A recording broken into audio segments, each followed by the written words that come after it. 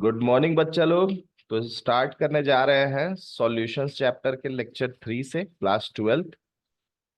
आज हम लोग डिस्कस करेंगे अपना पहला टॉपिक जिसका नाम है सॉल्युबिलिटी। ठीक है। सॉल्युबिलिटी क्या होता है? तो it is the maximum amount that can be dissolved in a specified amount of solvent. ठीक है। तो maximum amount substance of a substance is its maximum amount, मतलब आप एक पर्टिकुलर सॉल्वेंट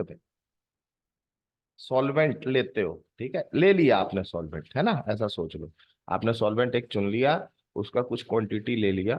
अब उस क्वांटिटी जो लिए हो, उस क्वांटिटी में maximum amount of solute, maximum amount of solute जो डिसॉल्व हो सकेगा उस सॉल्वेंट जो आप लिए हो। ठीक है, मैक्सिमम अमाउंट ऑफ सॉल्यूट, है ना। और ये जो सॉल्वेंट आप लिए हो, ये आप पहले ही ले चुके हो, कुछ एक स्पेसिफाइड अमाउंट लिए हो। ठीक है, कुछ एक स्पेसिफाइड अमाउंट लिए हो और उसमें आप सॉल्यूट घोलना स्टार्ट किए। तो सबसे ज्यादा अमाउंट ऑफ सॉल्यूट जो गिवन या स्पेसिफाइड अमाउंट ऑफ सॉल्वेंट में घुल सकता है, उसी को हम लोग क्या बोलते हैं? सॉल्युबिलिटी बोलते हैं। और इन सब के दौरान एक चीज का ध्यान आप लोगों को रखना होगा, टेम्परेचर कांस्टेंट रहेगा। क्या चीज रहेगा कांस्टेंट? टेम्परेचर कांस्टेंट रहेगा। टेम्परेचर चेंज करोगे तो सॉल्युबिलिटी चेंज होता है, बेसिकली ऐसा है। ठीक है। तो टेम्परेचर के साथ इस तरह से डिपेंडेंट है, वो हम फैक्टर्स बताएंगे। हाँ, टेम्परेचर के साथ सॉल्युबिलिटी कैसे डिपेंड करता है वो सब अभी बताएंगे। तो टेम्परेचर आपका क्या होना चाहिए? कांस्टेंट होना चाहिए। ठीक है, टेम्परेचर क्या होना चाहिए? कांस्टेंट। तो solubility of a substance the maximum amount that can be dissolved in a specified amount of solvent at a specified temperature. It depends, ये भी इंपॉर्टेंट है, इसको भी नोट में रख लेना। इट डिपेंड्स, कैसे डिपेंड करता है वो बताएंगे। नेचर ऑफ सॉल्यूट, ये तो रहेगा ही, एंड सॉल्वेंट। ठीक है। टेम्परेचर पे भी डिपेंड करता है, ये हम बोले हैं बताएंगे। और प्रेशर पे भी कैसे डिपेंड करता है, जनरली जो आपको बताने वाला पार्ट है वो है टेम्परेचर और प्रेशर।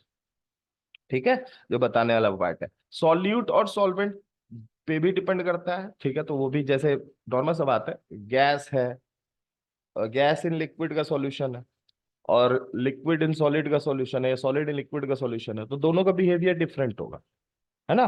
तो किसी भी सॉल्यूशन का जो सॉल्युबिलिटी होता है depends upon the nature of solute and solvent as well. ठीक है, टेम्परेचर भी और साथ में प्रेशर। क्लियर है? कोई डाउट है? समझ में आ गया? नेक्स्ट पार्ट, अब सॉल्युबिलिटी बता, देखो अच्छा, सॉल्युबिलिटी बताने से पहले एक इंपॉर्टेंट बात और ध्यान में रखना। जैसे हम लोग मान लो कि चीनी पानी का घोल बनाते हैं, है ना, शुगर और वाटर का, शुगर और वाटर का घोल बनाते हैं ना। तो पहला, अच्छा चलो सॉल्यूशन बताते हुए ही उसी में बता देते हैं। तो पहला है आपका, ठीक है, सॉल्युबिलिटी जानने में। अब हम लोग अलग अलग तरह के सॉल्यूशंस लेंगे और उसके सॉल्युबिलिटी के बारे में बात होगा। ठीक है। तो पहला सॉल्यूशन जो है वो है सॉलिड इन लिक्विड सॉल्यूशन। पहला सॉल्यूशन कौन सा है? Solid in liquid solution. ठीक है, यहाँ पे समझ में आ रहा होगा सॉलिड क्या है? सॉल्यूट। हाँ, सॉल्वेंट क्या है? समझ, हाँ, सॉल्वेंट क्या है? लिक्विड। सॉल्वेंट क्या है आपका? लिक्विड।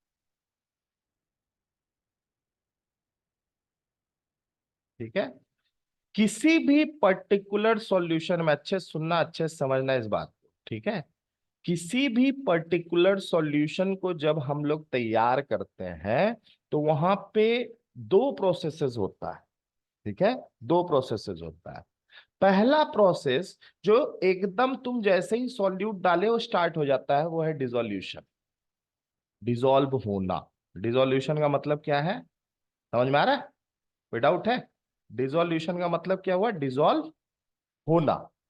और जैसे रिएक्शन होता है ना, आप बोलते हो ना A+B, ठीक है, और मान लो इस रिएक्शन, ये इक्विलिब्रियम का रिएक्शन है ना, ये दिया C+D।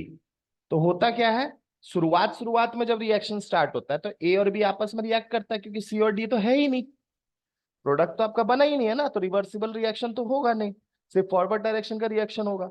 तो फॉरवर्ड डायरेक्शन का रिएक्शन आपका ए और बी रिएक्ट करना स्टार्ट किया।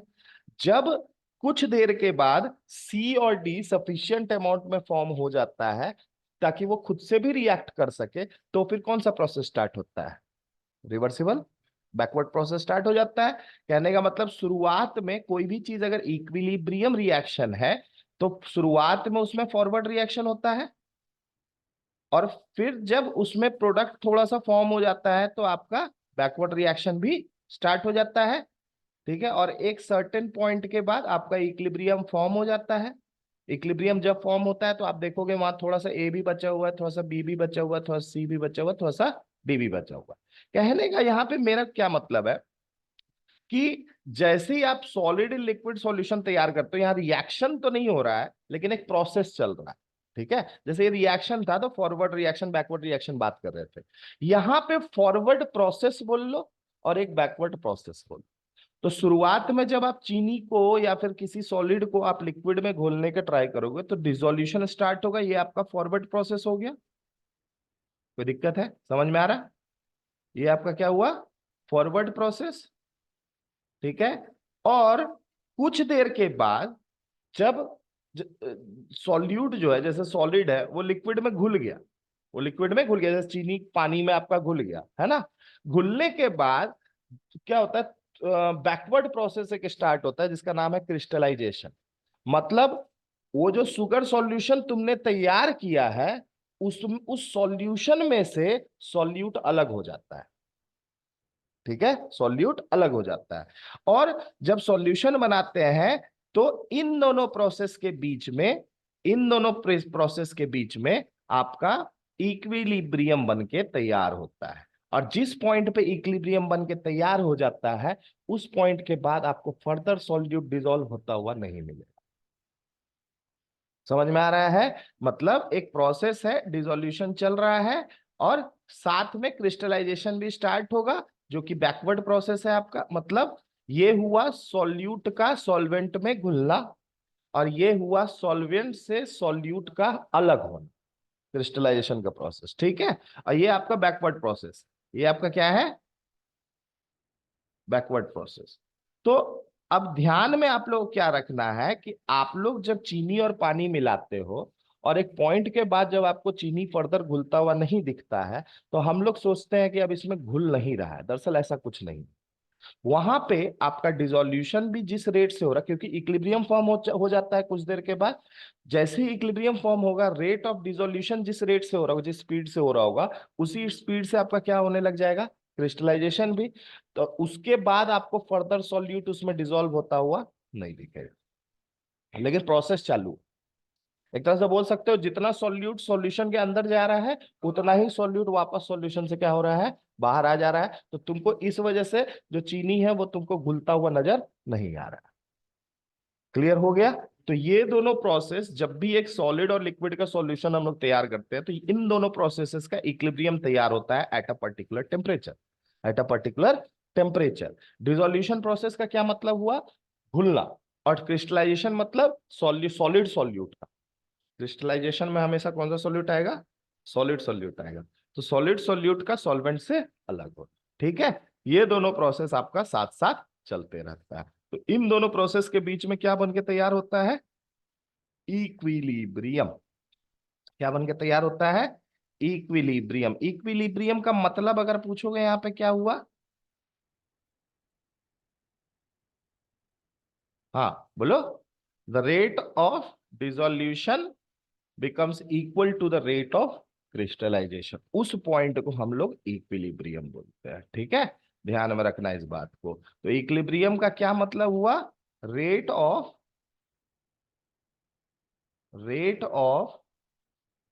डिसोल्यूशन,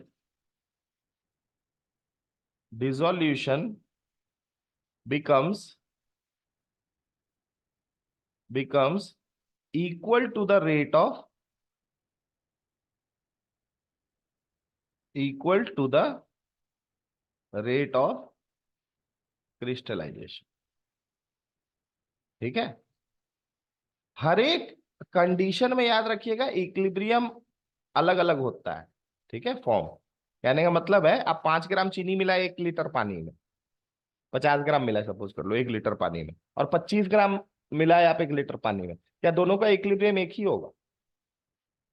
नहीं होगा ना, डिफरेंट अमाउंट पे वो जाके इक्विलिब्रियम बनेगा, सही है ना। तो ये चीज का ध्यान रखना है। टेम्परेचर पे भी डिपेंडेंट होता है इक्विलिब्रियम, आप लोग को ऑलरेडी पता है, लीच-एटेलियस प्रिंसिपल पढ़ चुके हो, ठीक है। लीच-एटेलियस प्रिंसिपल जो इक्विलिब्रियम में पिछला साल जाने थे, उसमें क्या बोलता था कि किसी भी तरह का चेंज अगर हम रिएक्शन कंडीशन में करते हैं, तो यहाँ तो रिएक्शन नहीं है, यहाँ पे सॉल्यूशन फिजिकल प्रोसेस एक चल रहा है, उसमें अगर किसी भी तरह का चेंज हम लाते हैं तो उसके वजह से इक्विलिब्रियम भी अपना पॉइंट को चेंज करता है, ठीक है। इस बात को ध्यान में रखना, ये लीच-एटेलियस प्रिंसिपल है, ठीक है। कोई डाउट इसमें, समझ में आ गया। और यहाँ ये जो चीज होता है, ये चीज आपका किसी भी सॉल्यूशन में बन के तैयार होता है। हमें लगता है कि हाँ उसमें घुल नहीं रहा है, लेकिन ऐसा कुछ नहीं होता कि उसमें नहीं घुलते रहता है, बल्कि जिस स्पीड में घुलता है उसी स्पीड में सॉल्यूट अलग होते रहता है, तो आपको सॉल्यूट जो है ना उतना ही मात्रा में नीचे दिखते रहेगा। जग में पानी में चीनी घोलो तो एक पॉइंट के बाद आपको चीनी दिखेगा कि ओए ये तो कुछ हो ही नहीं रहा है ना, उतना ही चीनी नीचे में आपको बराबर दिखते रहेगा। लोगों को लगा कि अब इसमें घुल नहीं रहा। हाँ, और उसी पॉइंट को हम लोग सॉल्युबिलिटीज जोड़ते हैं, maximum amount of solute that can be dissolved in a particular solvent. वो जो पॉइंट आपका इक्विलिब्रियम बनता है, वहां पे सॉल्युबिलिटी को डिफाइन कर, ठीक है। तो आप ये भी पॉइंट में लिख सकते हो कि solubility is of a solution, solubility of a solution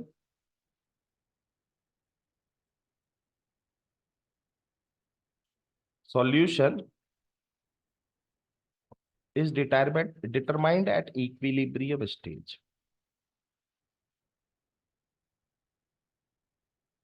determined at equilibrium stage।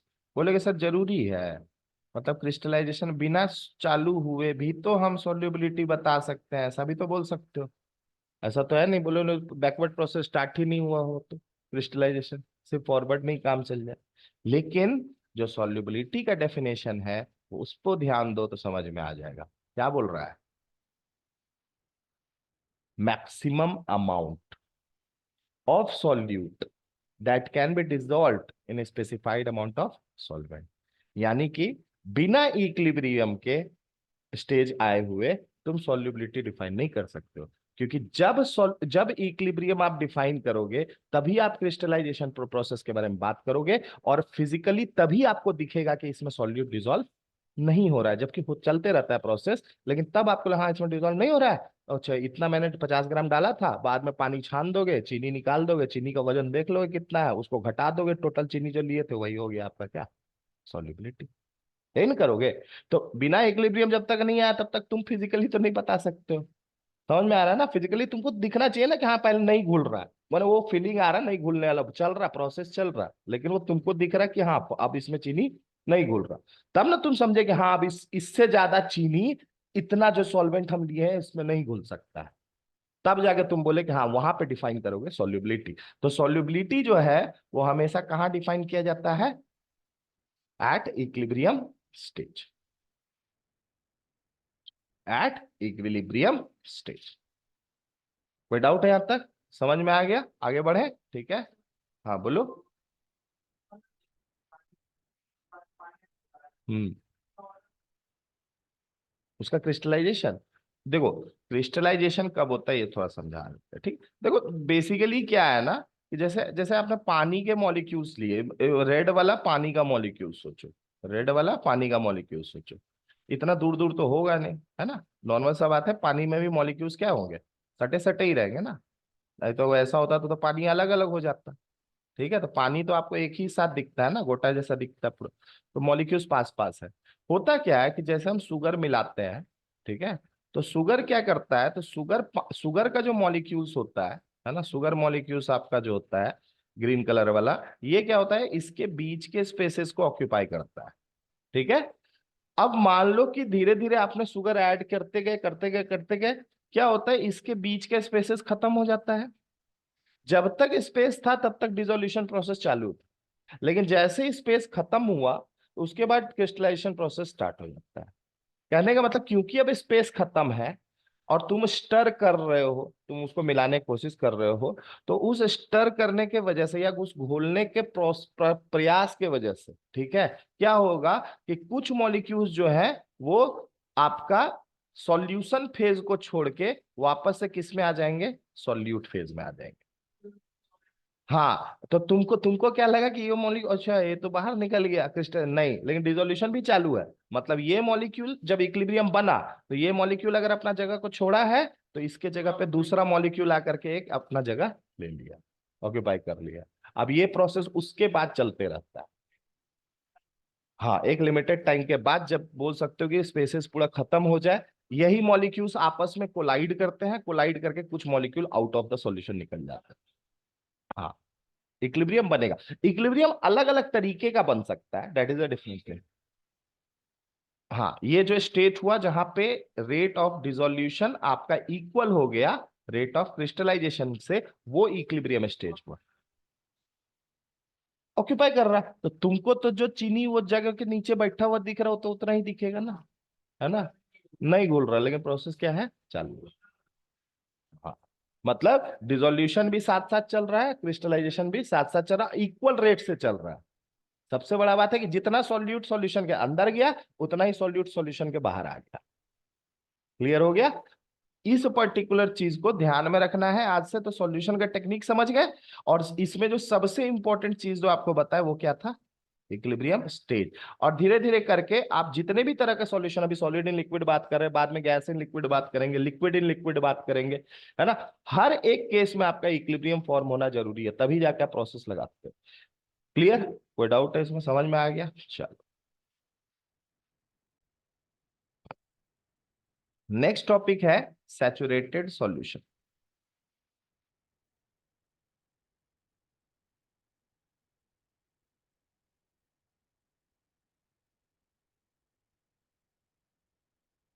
ये भी आपका उसी पॉइंट पे, सॉल्युबिलिटी वाले पॉइंट पे, इक्विलिब्रियम जब बन के तैयार हो जाता है, तो उसके बाद तो और सॉल्यूट आपको बनता हुआ नहीं दिखेगा, नॉर्मल सा बात है, घुलता हुआ नहीं दिखेगा।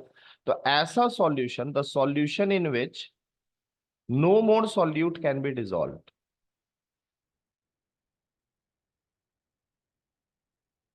Solution in which no more solute can be dissolve,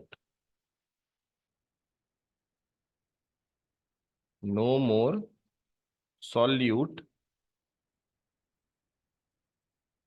no more solute can be dissolve, solute can be dissolved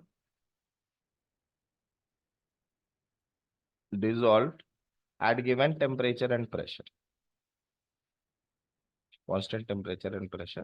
क्योंकि नॉर्मल सा बात है, टेम्परेचर प्रेशर चेंज करोगे तो सॉल्युबिलिटी भी बढ़ता है, किसी किसी केस में घटता भी होता है, हम बताएंगे, अलग अलग कंडीशन, ऐसे थोड़ी होता है सब जगह बढ़ा ही दोगे।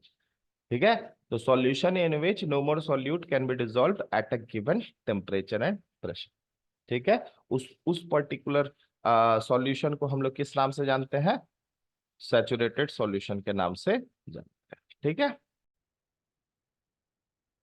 ठीक है, सैचुरेटेड सॉल्यूशन। अच्छा, आपने ही मान लो कि टेम्परेचर प्रेशर बढ़ा दी, जो सॉल्यूशन आपने लिया है वो सॉल्यूशन का सॉल्युबिलिटी बढ़ेगा टेम्परेचर बढ़ाने से, तो नॉर्मल सा बात है, फॉरवर्ड डायरेक्शन में तुमने प्रोसेस को बढ़ा दिया, मतलब डिसोल्यूशन का रेट ज्यादा हो गया, क्रिस्टलाइजेशन का रेट कम हो गया। थोड़ा देर के बाद फिर से दोनों का रेट बराबर होगा, लेकिन जहां पे बराबर होगा वहां पहले वाले केस जितना सॉल्यूट नहीं होगा, सॉल्यूट थोड़ा ज्यादा डिसॉल्व हुआ होगा। समझ में आ रहा है ना, मतलब वो जो स्पेसेस भर जा रहा है पानी के मॉलिक्यूल्स के बीच का, वो थोड़ा ज्यादा हो जाएगा स्पेसेस आपका, क्योंकि टेम्परेचर आपने बढ़ाया है। या फिर ऐसा सॉल्यूशन लिए हो जिसका सॉल्युबिलिटी टेम्परेचर बढ़ाने से बढ़ता है। नॉर्मल सा बात है, अगर टेम्परेचर घटा देंगे अब उसके बाद, तो कौन सा प्रोसेस का रेट बढ़ जाएगा, क्रिस्टलाइजेशन का। तो क्रिस्टलाइजेशन का रेट अगर बढ़ेगा, तो सॉल्युबिलिटी क्या होगा, घट जाएगा, सॉल्युबिलिटी आपका घट जाएगा। क्लियर हो रहा है ना। एक बात बस आप लोग ध्यान में रखना कि जो ना, जरूरी नहीं कि हर टेम्परेचर पे बढ़ता ही हो। हर एक तरह का सॉल्यूशन का सॉल्युबिलिटी टेम्परेचर बढ़ाने पे बढ़ता है, कहीं जरूरी नहीं है, अलग अलग कंडीशंस है, धीरे धीरे करके इसमें हम लोग जानेंगे। क्लियर है ना, समझ में आ गया मेरे ख्याल से, आपको कोई डाउट नहीं है। चलो, यहाँ ध्यान रखिएगा, जो इक्विलिब्रियम आपको फॉर्म होगा वो डायनेमिक इक्विलिब्रियम है।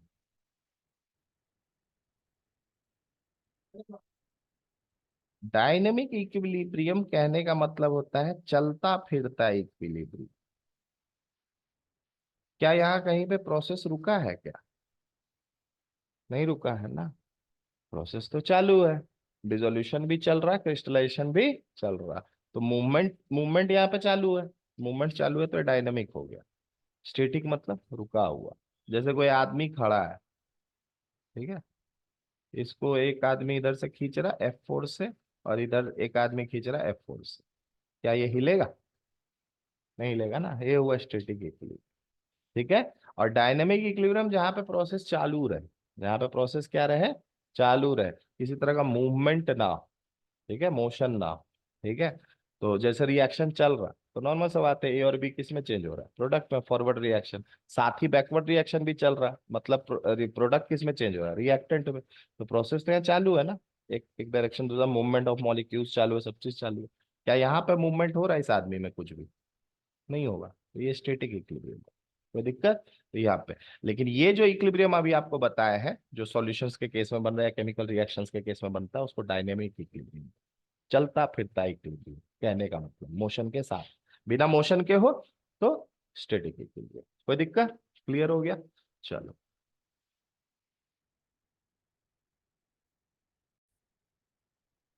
Solutions are endothermic and exothermic in exothermic in nature. और यहीं पे अब आपको जो है ना, दो चीज हम सिखाना चाह रहे हैं, उसको समझिएगा। एक बात याद रखिएगा, सॉलिड, पहले तो एक बात है ना, यहाँ पे हम टॉपिक है आपका effect of pressure and temperature on solid in liquid solutions. तो टॉपिक का नाम क्या है? Effect of effect of temperature and pressure on solid in liquid solution. Liquid solution. तो सबसे सबसे पहले तो इसमें लिख लो इंपॉर्टेंट वाला पॉइंट, कि pressure does not impact,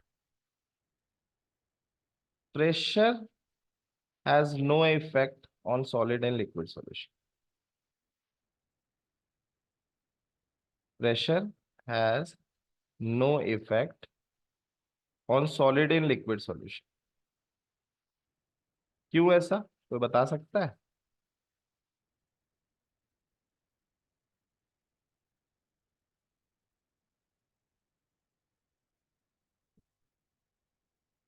because solids and liquids are incompressible in nature. कोई दिक्कत? समझ में आ गया? Solids and liquids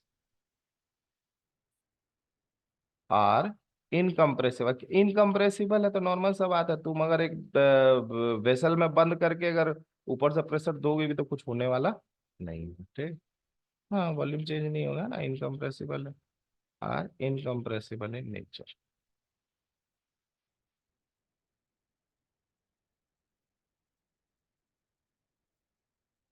incompressible in nature. ठीक है। तो देखा है, ठीक है।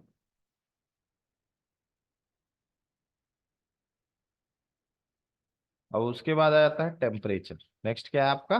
टेम्परेचर।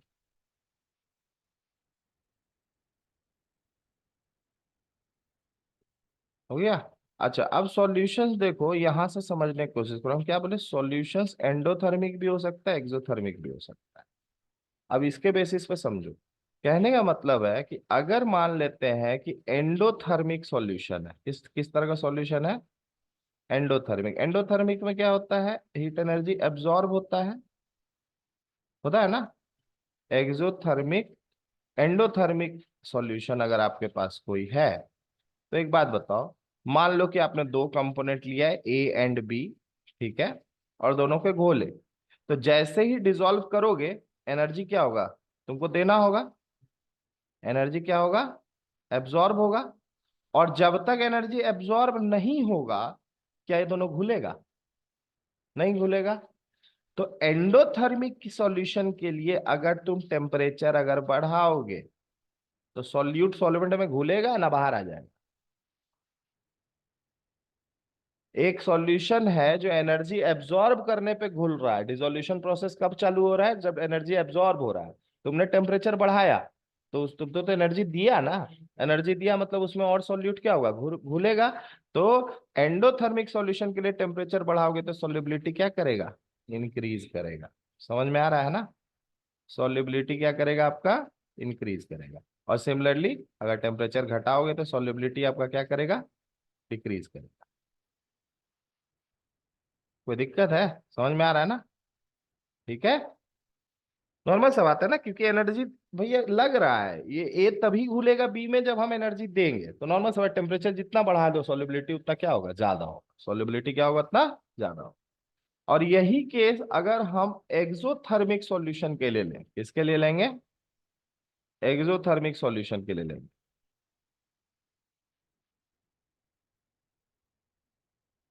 यही चीज हम अगर एक्सोथर्मिक सॉल्यूशन के लिए लेते हैं, ठीक है, किसके लिए लेते हैं? एक्सोथर्मिक सॉल्यूशन के लिए। तो नॉर्मल सा बात है, एक्सोथर्मिक सॉल्यूशन मतलब क्या हुआ? जब ए तब घुलेगा बी में जब एनर्जी रिलीज होगा।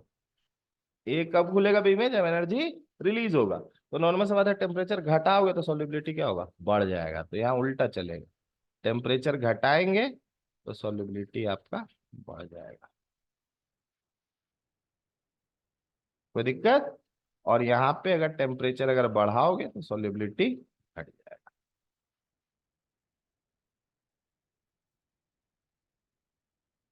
कोई दिक्कत? समझ में आ गया इफेक्ट ऑफ? तो सॉलिड एंड लिक्विड सॉल्यूशंस के लिए प्रेशर का कोई इंपैक्ट नहीं है, लेकिन टेम्परेचर का इंपैक्ट पड़ता है। ठीक है, कोई दिक्कत यहां तक? नेक्स्ट टॉपिक चले।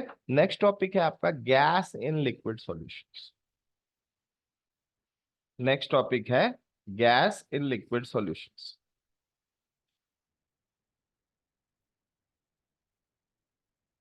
Gas in liquid solution. ठीक है, ऐसा बहुत सारा एग्जाम्पल नॉर्मल जाओगे, जैसे ऑक्सीजन गैस तालाब में ये सब जगह डिसॉल्व होता है, जिसके वजह से एक्वेटिक एनिमल्स, एक्वेटिक प्लांट्स, है ना, अपना तो ऑक्सीजन डिसॉल्व इन वाटर ये आपको बहुत जगह पे मिलेगा। फेमस एग्जाम्पल है, लेक्स में, पॉन्ड्स में, हर एक जगह पे। ठीक है, ये आपको मिलता है। ठीक है, गैस एंड लिक्विड सॉल्यूशन में इंपॉर्टेंट क्या है उसको समझ लो। गैस एंड लिक्विड नाम से तो समझ में आ रहा है, इसमें भी एक इक्विलिब्रियम बन के तैयार होता है। इसमें वेपर प्रेशर का इक्विलिब्रियम होता है। किसका इक्विलिब्रियम होता है? Vapour pressure.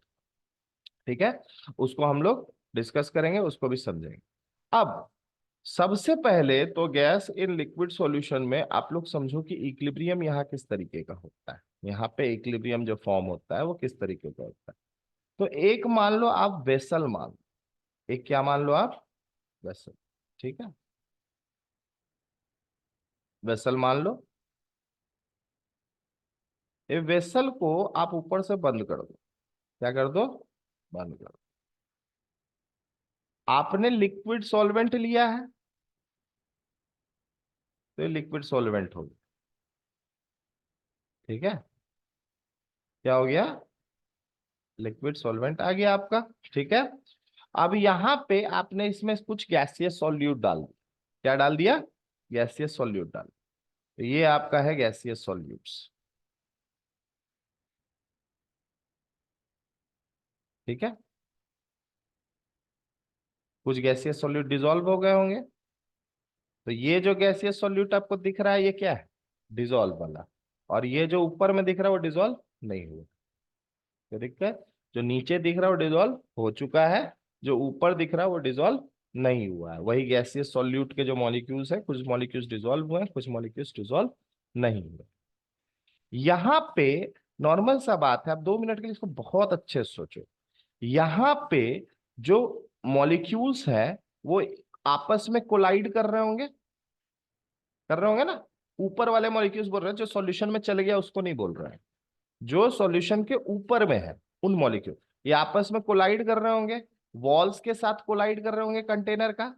और ऐसा करने के दौरान ये एक प्रेशर को अप्लाई कर रहे हो, कोई दिक्कत? ये एक प्रेशर अप्लाई कर रहे होंगे। ये जो प्रेशर यहाँ ये अप्लाई कर रहे हैं, इसी प्रेशर को बोला जाता है वेपर प्रेशर। क्या बोला जाता है? Vapour pressure. ठीक है, कोई दिक्कत? वेपर प्रेशर बोला जाता है। कोई डाउट इसमें? समझ में आ गया? हाँ, ये हो गया। यहां पे बोलेंगे वेपर प्रेशर ऑफ सॉल्यूट या गैस। ठीक है, कोई दिक्कत? वेपर प्रेशर ऑफ गैस आप बोल सकते हो। यहाँ पे जो इक्विलिब्रियम फॉर्म होता है, ठीक है, जो मतलब हाँ, किस पॉइंट पे हम अपना जो है ना, नॉर्मल सा बात है, जब तक इक्विलिब्रियम रीच नहीं होगा तब तक हम कोई एक्सपेरिमेंटल स्टडी या मैथमेटिकल रिलेशन नहीं लगा सकते हैं। तो इक्विलिब्रियम पहले रीच होने देना पड़ता है मेरे को। अब बोलोगे कि यहाँ पे आपका जो वेपर प्रेशर है ना, ये प्रेशर सब तरफ जो प्रेशर लग रहा है, ये प्रेशर इक्विलिब्रियम में किसके साथ आएगा?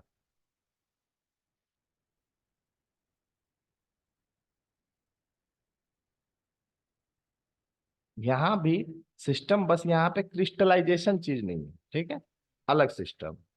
देखो, क्या होता है कि तुमने क्या किया होगा कि ये गैस मॉलिक्यूल्स जो ऊपर तुमने लिया है, ये इनिशियली तुम क्या किए होगे, एक कंटेनर होगा उसमें गैस ऊपर से डाल दिए होगे और फिर कंटेनर को बंद कर दिए होगे। कंटेनर, पहला बात ये याद रखना है, कंटेनर बंद होना बहुत जरूरी है, क्योंकि क्लोज्ड कंटेनर नहीं होगा तो इक्विलिब्रियम फॉर्म नहीं होगा, गैस कहाँ चल जाएगा? बाहर। और बाकी नहीं होगा। तुमने जब डाला होगा इस पर्टिकुलर वेसल में गैस, तो तुमने तो ये सारा मॉलिक्यूल्स बस ऊपर में डाल दिए होगे ना, लेकिन कुछ ही मॉलिक्यूल्स गया ना वेपर फेज, सॉल्यूशन फेज में। अब बाकी मॉलिक्यूल्स तो वैसे के वैसे ही वेपर फेज में रह गया। ठीक है, कहने का मतलब ये है कि जब एक सॉल्यूशन हम लोग इस तरीके गैस एंड लिक्विड सॉल्यूशंस बनाते हैं, तो गैस मॉलिक्यूल्स कुछ इसके अंदर जाता है कि ऊपर जाता होगा? अंदर जाता है, ऊपर भी जाएगा। ठीक है, ऊपर ऊपर भी जाएगा। तो यहाँ पे भी दो प्रोसेसेस चलते हैं। एक तो ऊपर उठना गैस मॉलिक्यूल्स का, और नीचे उठना, नीचे जाना, मतलब एवापोरेशन एंड कंडेंसेशन। किसका? गैस मॉलिक्यूल्स का। क्योंकि यहाँ पे जो लिक्विड लिए वो कुछ जा नहीं रहा। ठीक है, लिक्विड कहीं जा नहीं रहा। ये gas and liquid solution, liquid and liquid हम बाद में बताएंगे। हाँ, तो इसका भी एक कांस्टेंट रेट आ जाता है थोड़ी देर के बाद। शुरुआत में क्या होगा कि सिर्फ गैस मॉलिक्यूल्स नीचे जा रहा होगा। ठीक है, लेकिन नॉर्मल सा बात है, गैस मॉलिक्यूल्स जब अंदर में भरेगा, भरना भर गया बहुत ज्यादा है ना उस पर्टिकुलर टेम्परेचर प्रेशर कंडीशन में, तो उसके बाद क्या होगा कि जब भर चुका है तो फर्दर अगर कोई गैस मॉलिक्यूल अंदर घुसा, तो एक गैस मॉलिक्यूल को क्या करेगा? बाहर निकाल देगा। तो बाहर निकला तो वापस से वो किस में आ गया? वेपर फेज में। इन दोनों प्रोसेस के बीच में इक्विलिब्रियम बन के तैयार होता है, जिसको हम लोग बोलते हैं, दो प्रोसेस वेरी इंपॉर्टेंट, इसको बोला जाता है इवापोरेशन। समझ में आ गया ना बच्चा? ठीक है, और यहाँ पे इवापोरेशन और कंडेंसेशन सिर्फ गैस मॉलिक्यूल्स का हो रहा है, इस बात को याद रखना। लिक्विड मॉलिक्यूल्स कहीं नहीं जा रहे हैं। अगला केस जो आप लिक्विड इन लिक्विड सॉल्यूशन, वहां पे वोलेटाइल लिक्विड लेंगे, तो वहां से लिक्विड का मॉलिक्यूल्स खुद ब खुद एवोपरेट भी होता है। लेकिन यहाँ पे अच्छा एक बात बताओ, यहाँ पे जो वेपर प्रेशर होगा उसमें कंट्रीब्यूशन लिक्विड का कुछ भी होगा क्या? नहीं होगा। यहाँ पे पूरा का पूरा कंट्रीब्यूशन किसका होगा? गैस मॉलिक्यूल्स का होगा। लेकिन लिक्विड एंड लिक्विड सॉल्यूशंस लेंगे तो वहां लिक्विड के जो वेपर राइज हो रहे हैं उसके वजह से हो रहा है, तो वहां लिक्विड, वहां वोलेटाइल, नाम ही लेते हैं वोलेटाइल लिक्विड, जैसे पेट्रोल, अल्कोहल, ये सब खुद ब खुद उड़ जाता है, एस्केप करता है, वोलेटाइल नेचर का होता है। तो एवापोरेशन और कंडेंसेशन के बीच में इक्विलिब्रियम बनता है यहाँ पे। कोई दिक्कत? जब दोनों का रेट सेम हो जाता है, हम बोल दिया हाँ भैया अब तैयार है ना, क्लियर है। और याद रखिएगा कि वेपर प्रेशर हम लोग उसी टाइम नोट करते हैं जब इक्विलिब्रियम बन जाता है। क्यों? क्योंकि बोलोगे, अगर 2 मिनट के सोचो, इसी सॉल्यूशन में अगर हम वेपर प्रेशर बिना इक्विलिब्रियम बने हुए नाप ले, है ना, मतलब कोई इंस्ट्रूमेंट से नापे, क्या वो वेपर प्रेशर वही रहेगा? वो तो जब तक इक्विलिब्रियम नहीं बन रहा तब तक वो वेपर प्रेशर चेंज हो रहा हो। सही बात है ना, घट रहा होगा कि बढ़ रहा होगा?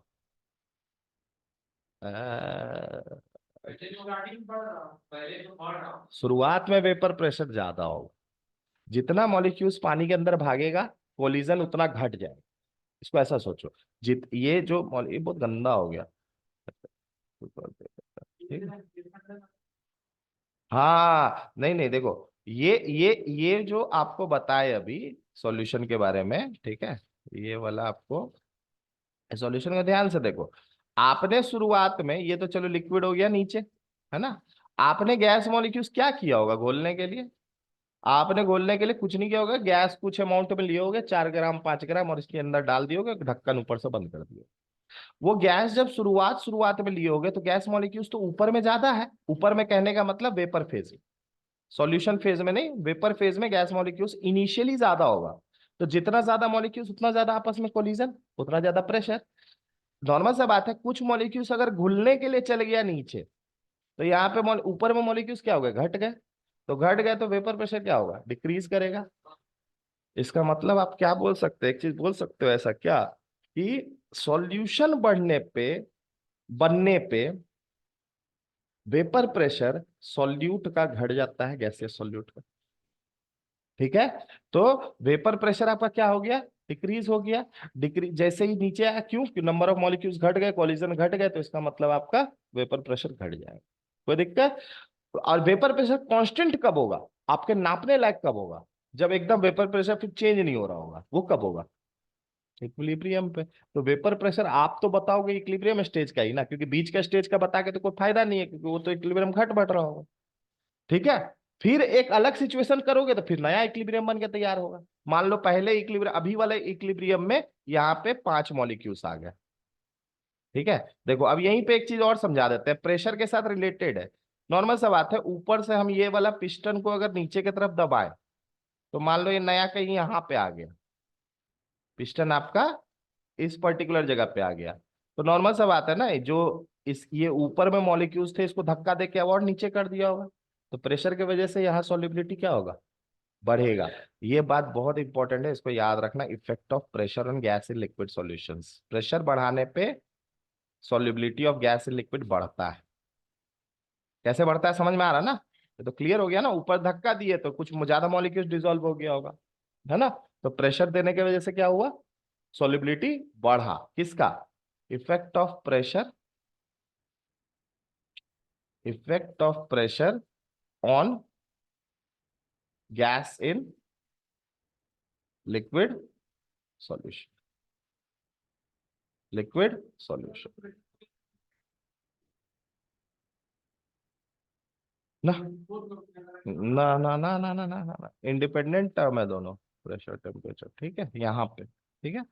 हाँ, प्रेशर आपका अगर बढ़ाओगे तो सॉल्युबिलिटी क्या होगा, टेम्परेचर का अलग रिलेशन, टेम्परेचर को अलग तरह से समझाना है, ठीक है। देखो हम लोग साइंस में कोई भी चीज समझाते हैं, वही जो एक्सपेरिमेंटली हम लोग देखते हैं। समझ में आ रहा है ना? दुनिया बना दिया भगवान, बोला जो कि जो तुम लोग इसको चेक करते रहो। तो हम लोग जितना समझ पा रहे हो वही साइंस है, जो बात है। बाकी भी दुनिया बना हुआ है, तो साइंस को भी जानने के लिए बहुत कुछ है। ठीक है। तो एक्सपेरिमेंटली जो जो चीज मिल गया है आज तक, जो जो चीज मिलते गया, वो सब चीज पढ़ना है बस, है ना, यही चीज है। ठीक है। और कोशिश करना है कि अपना दिमाग से कुछ ऐसा ऐसा चीज बनाए कि ह्यूमन नीड्स के लिए, एनिमल नीड्स के लिए अच्छा हो। वही तब तब काम आएगा। अब ऐसा कोई साइंस तुम सीख लिए, ना इंसान के लिए बढ़िया, ना जानवर के लिए बढ़िया, ना प्लांट के लिए बढ़िया, तो साइंस का कोई मतलब ही नहीं है। समझ में आ रहा है ना, वो साइंस का कोई मतलब फिर नहीं है। साइंस का मतलब भी तब है जब आप दुनिया के साथ चलो, दुनिया को लेके चलो। एआई हो गया, रोबोटिक्स हो गया, किसके लिए, इंसान के लिए है। ठीक है, समझ में आ रहा है ना, क्लियर है? तो प्रेशर बढ़ाने से आपका सॉल्युबिलिटी क्या करेगा, गैस एंड लिक्विड सॉल्यूशन का इंक्रीज करेगा। बहुत सिंपल था, मेरे ख्याल से डेमोन्स्ट्रेशन भी क्लियर है, ठीक है ना, कैसे इस तरीके इसको हम देख रहे हैं। चलो, इक्विलिब्रियम स्टेट, ठीक है। We take the vapour pressure at equilibrium stage of the solution,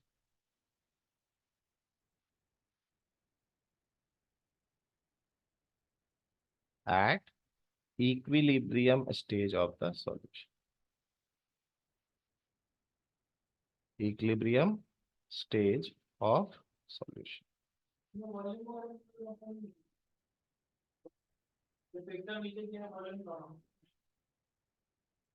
खाली बस शुरुआत में देख लेना। ठीक, ठीक है, तो यही प्रेशर से रिलेटेड एक लॉ है जिसको हेनरीज लॉ बोलते हैं, ठीक है, जो आपका गैस इन लिक्विड सॉल्यूशंस पे आप उसको लगा सकते हो, ठीक है ना। वो लॉ क्या है उसको जान लो, हेनरीज लॉ, हेनरीज लॉ, ठीक है। हेनरीज लॉ क्या बोलता है कि सॉल्युबिलिटी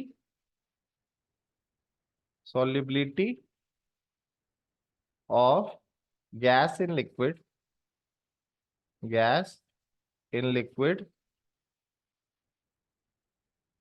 is directly proportional,